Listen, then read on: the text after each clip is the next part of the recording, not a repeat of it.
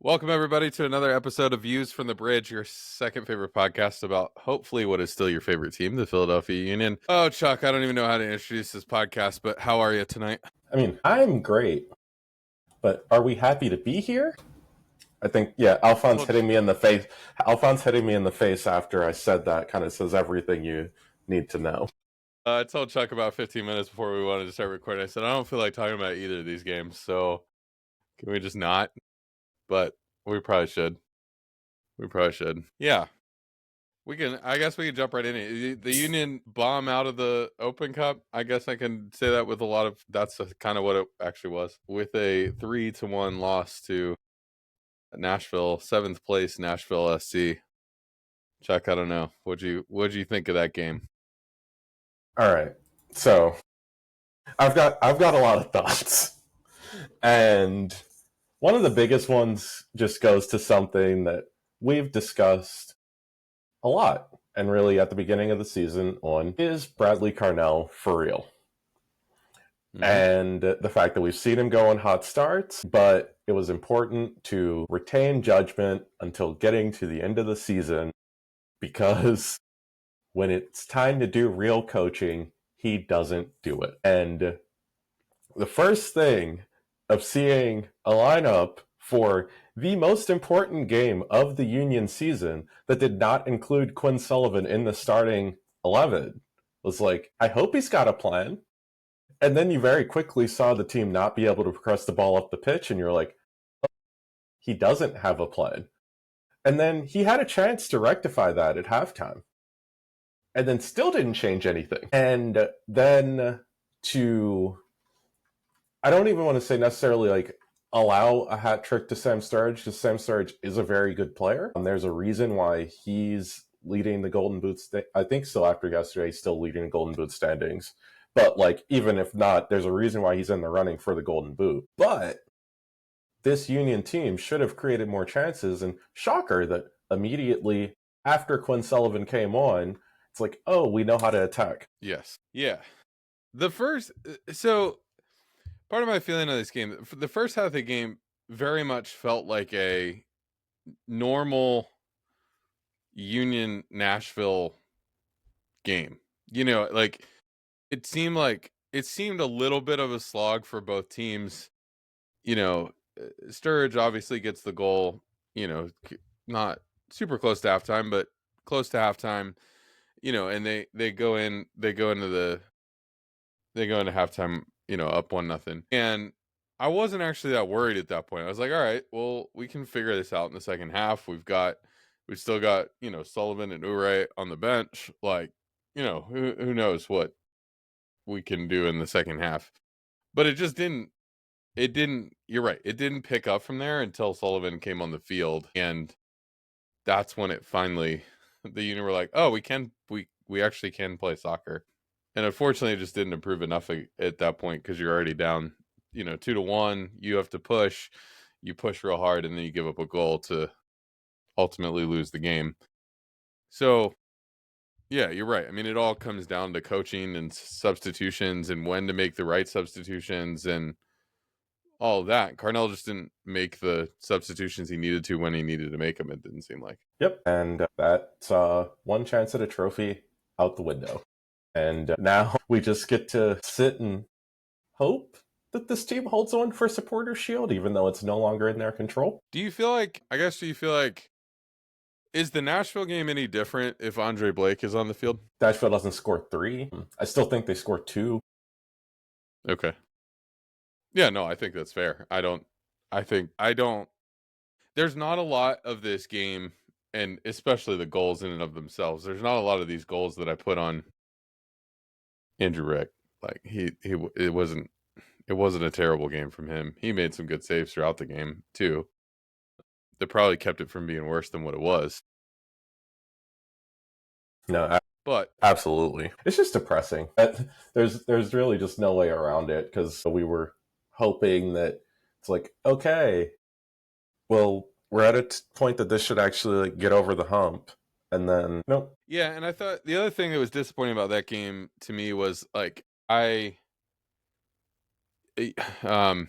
for me, soccer's all about context, right? And results of a season are all about context. And so I don't ever really look at an individual result and be like, "Oh, that was a terrible result in and of itself." It's then it can be, but I think like then you have to look at the games around it, where who started what games, what was happening around the team in any individual game. And so I feel like that's part of the way I look at soccer and part of the way I look at the season. And so I look at it and I go, okay, you come off a 7-0, beating, um in which you got, Kai Wagner got a half a rest, Bariba and Damiani got a half a rest. I think Lukic and Jacques only both played half that game, or a little bit more, a little bit less, whatever. You started Harriel that game. Westfield played on the left, then went back over to the right in his normal position. Macania was not in the starting lineup. There's all these factors of what happened in that game and then what happened against Nashville. And so my thought on that is where I'm going with this whole thing is I would have thought by the fact that you didn't start Baribo and Damiani against Vancouver that both of them would have come out fired up, ready to score, getting in good positions, playing with some energy, all that kind of all that You kind of would you would stuff. you would have And thought. it didn't happen. Yeah, I I don't know because it's just like I know we'll get to it, but when you take Vancouver, that game, and most of the game against New England, it's hard to, despite having a playoff place locked up, it's hard to feel great about this team going on a deep run once the playoffs get here. Yeah, and I mean, for me, it's still like I think the Union can drop a good result at any point. Context wise, again, you look at the last 6 games, we're 3-3, and one of those wins was a 4-0 win against Chicago. The Union are capable of dropping decent results and still capable of doing it, but you have to be more consistent than going 3-3 to win over the course of a playoff, over the course of the playoffs.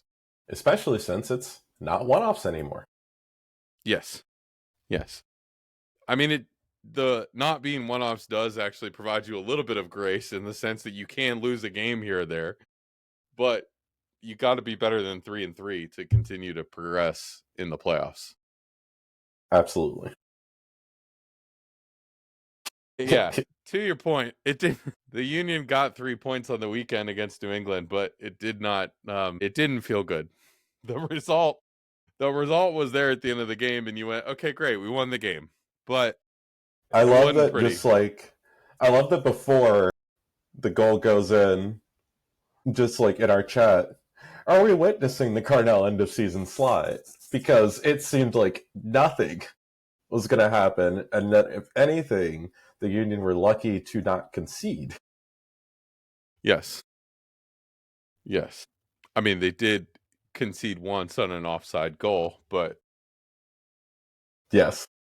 silly. One of the silliest plays I've seen in a long time was that Chantelet sliding across the goal and it bouncing off his ankle into the net. I don't know what that was, but anyway. Hey, and I mean, and luckily, Peyton Miller's very stupid.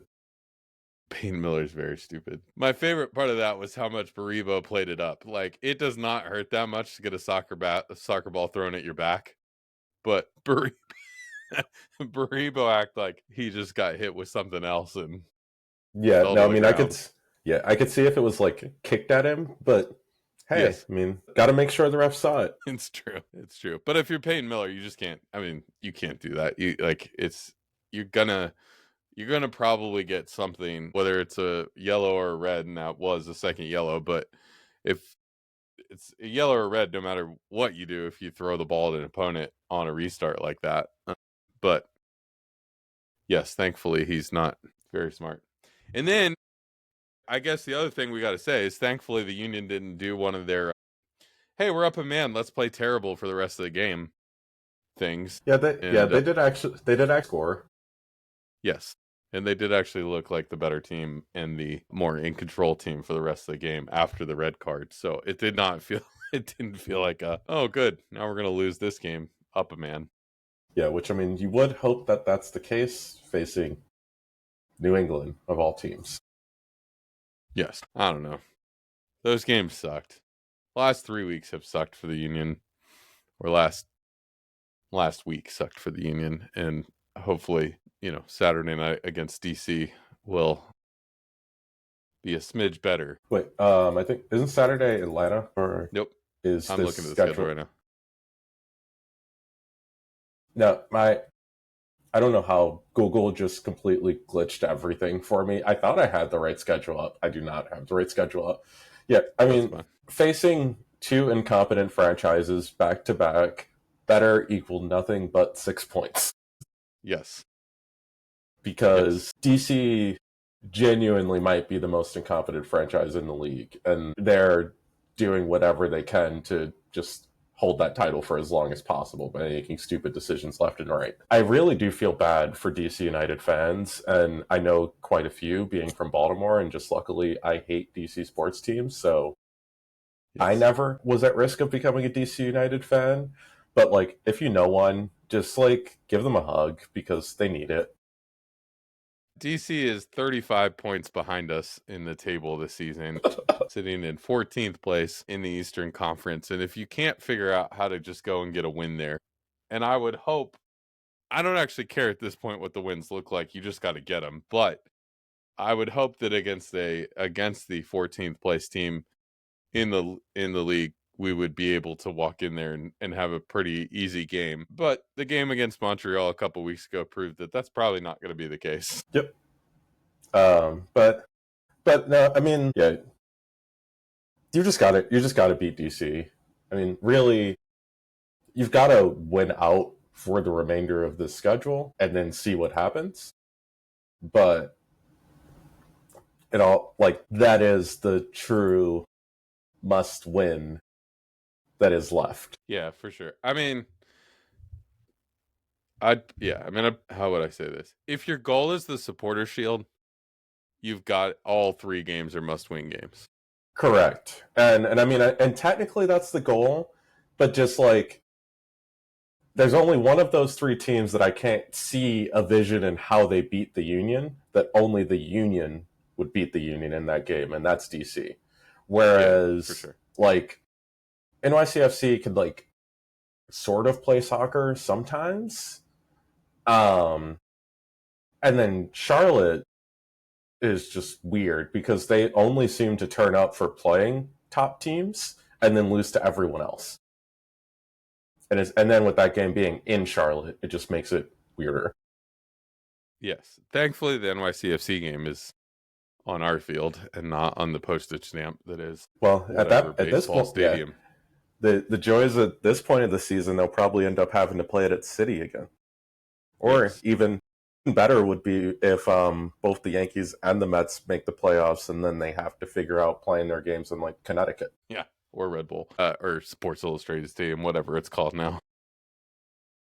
Tyler Adams said it best. It will forever be called Red Bull. Passing it on the train, I was just still thrown off by like it having a sponsor now. It's wrong. Yes. Take it away. Considering Red Bull, like what's funny about that is Red Bull was the sponsor of the stadium, and so it's not like it didn't have a sponsor and it was Well, like yeah. whatever field or something. Now it has a different sponsor than what it used to have. Now you gotta call it by its name. Anyway, um, I think I I think where I'm I think where I have hope. So I think I'm trying to be positive about this because I very much share your sentiment of, is this the Carnell end of season slide that we see from every other team or the teams that he's had over the past. Anyway, think where I have hope is the slide coming early where the team can rebound. And knowing that we have 3 games left, but the 3 games are over the course of 4 weeks, or at least 4 weeks from when we finish the New England game, is there time for the team to figure it out? And is the October international break, does that help the team kind of rebound and refigure some things out as they go into the playoffs.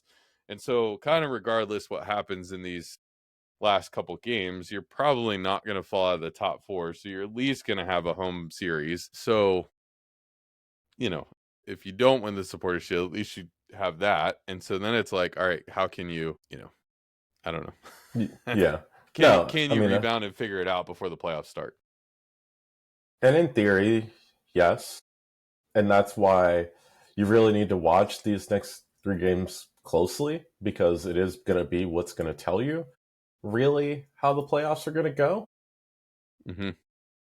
Because, like, this Union attack should beat top teams in the league. We've seen that it can beat top teams in the league, but the playoffs are where your stars need to take that step forward, and like also your coach needs to be decisive. Like, if things just aren't happening and you've got to make an early shift, like Carnell has to bring it upon himself to do that. And if he doesn't, it'll just be Nashville all over again, where we got punched in the mouth before the half. Oops, we came out of the half flat. And now we're down multiple goals. Okay, now let's try and make the changes. Oh, it's too late. Yeah. I guess the struggle that I have is if somehow Chicago wins the like if somehow Chicago wins the playing round and that's who I'm you end up playing in the first round. am terrified of the Chicago Fire Why? because I just have a feeling that if they make it into the playoffs, they're going to make it hell for everyone. I'm more terrified of Columbus and Nashville. So I'd I rather play mean, Chicago than either of those teams. that's We fair. can't we can't beat Columbus and we can't beat Nashville. So Well, it would be an interesting case study for how many times can one team lose to another over the course of a season. if we Because, played Nashville again. yes, and truly, it's just like, yeah, BJ Callahan out getting his absolute revenge tour. Also, just like, after every game, is he just calling up Jim Curtin and laughing? Probably. Yeah, I don't know. Like that's where I'm like, all right. I didn't realize that, how the fuck is Columbus in eighth? Because there's a lot of teams. I mean, the thing is they're only 10 points away from us. Like it's I know the East is strong, like 50 points is fourth in the West, and it's eighth in the East. But how did this happen? Like, just because, like, it was like a week ago I looked at this and it was Chicago and like NYCFC for eighth and ninth, which I mean makes sense considering yes. that there's only 3 points Yes. off of Columbus and New Yes. York. But I mean, I guess that does make, to your point, it does make all three of these must wins, because you need to knock NYCFC and Charlotte further down the table to hope that one of them are the teams you play in the first round. Yeah, and that's what I'm saying. I think it's really this season is not over yet in any way, shape, or form for anybody. And I think that that's the thing. Unless you're New England and down in the table, your season is not over yet. And so what you do over these next 3-4 games, depending who you are and how many games you have left, 5 if you're Miami, it that will greatly determine where you sit at the end of this season, especially in the It's, East yeah. Conference. I mean, it's just so funny that, like, the play-in team in the Western Conference genuinely may not hit 40 points this season. Yes. And the top 10 in the East already have 40. Yes. Yes. Yeah. The West is clearly not as strong as the East. Yeah, no, and I mean, and we kind of knew that, but Yes. just seeing it at this degree now that we're late in the season, and it is like, it is one of the things that's unfortunate though, just due to the fact that, like, that is what's going to help, like, LAFC and Seattle, when like it comes down to it, just be much fresher than whatever Eastern Conference team they end up playing in MLS Cup. Mm-hmm. But I mean, whatever, because we just need to hope that Carnell does what he can do to make the Union get there. Yeah. It is just. I mean, and you look at the Western Conference and the top. I guess Vancouver has been a good team in the past, but like San Diego, brand new team. Vancouver, who I guess has been okay. And then Minnesota, who's been a middle of the table team for a very, very long time. And then you have your LAFC in Seattle, Portland in 7th. And it is like the Western Conference is just like struggling somewhat this season. And I don't I don't feel like that's particularly unique. They've had some battles at the top of the table over the years, but I feel like the Western Conference teams by and large have not been, overall, I guess, like top to bottom in the table have not been the stronger conference for a while. But it is Stop it. interesting how bad they are this year. Stop it. It is sad to see KC and LA Galaxy sitting at the bottom of the table right now. Is it? In some ways. Some ways it is. I mean, I think I feel bad for Sporting Kansas City. I don't feel bad for LAFC. LAFC is one of those teams that, especially since like their blips nowadays are usually only like 1 year, where it's just really funny. Yeah, it is, I guess. You're right. I don't feel bad either for that. I don't. So we have 3 games left and we need to win them all. It doesn't feel good. But it could set you up to enter the playoffs on the right foot, I guess. It That's how could. this works, right? It could. It could. So Philadelphia, is sitting with 3 games left. DC, NYC, FC, and Charlotte. Cincinnati in their games have Orlando, Red Bull, and Montreal. And Miami has 5 games left. And they have Toronto, Chicago, New England, Atlanta, and Nashville. So we definitely have like the hardest run in, I feel like, after this, especially after this week, to end up where we want to be at the end of this season. Yeah, which I mean, that's not like shocking. We were kind of prepared for that, but Yep. it's just annoying. Yep. That's really just what it is. Being a sports fan is annoying sometimes. Do we need to go back to our clip from our last episode that it is entertainment? It's not supposed to affect your mental health. Yeah, and that sometimes entertainment does annoy you. Sometimes it brings you It's great true. joy. I've had great moments watching and being at Union games. I've had awful moments doing the same. Doing the same. Absolutely. And we're still here. It's been more than 7 years and we're still here. Yes. Exactly. So that's what we think about the Union. The Union have their game Saturday night against DC. If you find yourself bored next Wednesday, definitely head out to Subaru Park for Gotham and Washington Spirit. Watch some good women's soccer while you're out there. And then we have, more Union games plus some USMNT and USUNT games over the next couple months as well at Subaru Park. So a lot of fun stuff going on over the next couple months. But let us know what you think. Leave comments on our videos, leave comments on our social media pages. We'd love to interact and talk about whatever you guys want us to talk about. Chuck, anything else before we get out of here tonight? No. All right, at VFTB Pod, wherever you find us on the internet, we'll be back with more Union content very, very soon.